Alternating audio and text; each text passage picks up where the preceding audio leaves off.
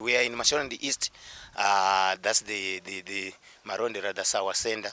But we have pastors and church leaders. We mean men, youths, and women forums together with pastors. Vamuma district akasiyana siyana.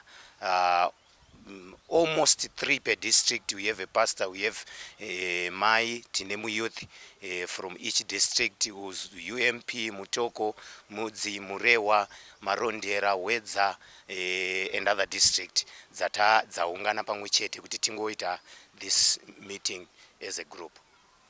Takambova neprogram yekuongorora ma-election imwe nguva panguva yakanga ichivhotwa sevafundisi under Zimbabwe Council of Churches. So at the provincial level we organize a workshop, a post-election review. What is happening in our community after my election? Is the community stable? Are there any fears around us? Are there any joy and the like? Zviri kurarama along the way. So takatarisawo zviri kurarama mukati memakommunity edu after my election.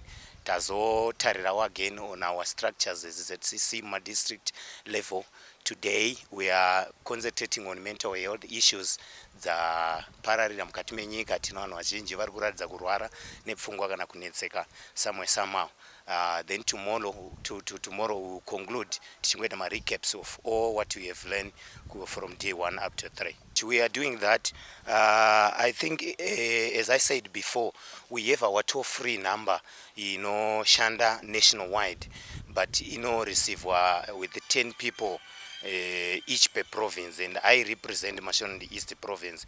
After the election and during the election this past period, takaita vanhu vakawanda vaifona pa toll free vachida kubatsirwa vakanga vaku victimized, some of them, and as ZCC we managed to help them. Vamwe tichivapawo chikafu, vamwe taivapawo accommodation.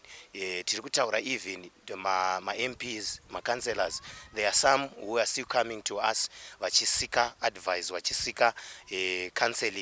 Some they were not expecting my results akabuda. Some they have used my resources during the campaigning period, and later ndokuvawa the result of Buddha so wangu asina kutarizira. Vamwe vakatoenda pa depression and they need mental counseling along the way kuti zviite zvakanaka.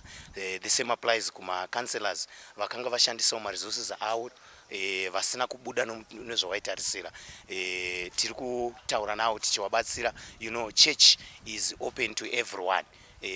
Tinogashira munhu wese nedambudziko rake rauya toedza kumubatsira nepatinogona napo. Kana zvatinenge tatadzawo, we also make some referrals to social welfare, to civil protection unit, departments atinoshanda nayo, we human lawyers association, vanhu vatinoshanda nawo mukuedza kubatsira pamatambudziko atinenge tasangana nayo.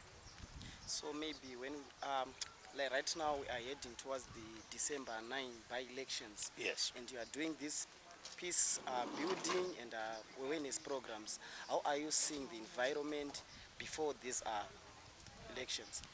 So far tiri kutarira kuti zvinhu zvichakanaka. Maybe kana ndichishandisa my experience yandakaona tichienda my election, usually a week before election and a week after election ndo panoratidza kuita tension yakati kure, but so far tichiri kutaridza kuti zvinhu zvakanaka. But again we are looking at this tichiti this tension ingavako pama by election might not be the same with the tension yatakanga tinayo panguva yema-harmonized election ese, because this one might appear iri muma constituency makaitwa recalls ma certain MP nema councillors, so it might be better than the tension yakanga iriko kumashure. Okay, maybe your title and your position. Thank you. I'm Reverend Jokonya, under Zimbabwe Council of Churches. Ndiri a representative, Mashonaland East representative, anoita counseling through online and the toll-free number yedu. And tichitarama speaks GBV, mental health and other related issues. Sevatungamiri Makereke tanga tiri kutarisa basa redu mu community. pamusoro pekurarama kwevanhu kuti vari kurarama sei zvikuru tabva mumaelections nekuupenyu hwezuva nezuva totarisa zvese kusvika kumental health yavo kuti zvakambomira sei tabvamo mukati memaelections.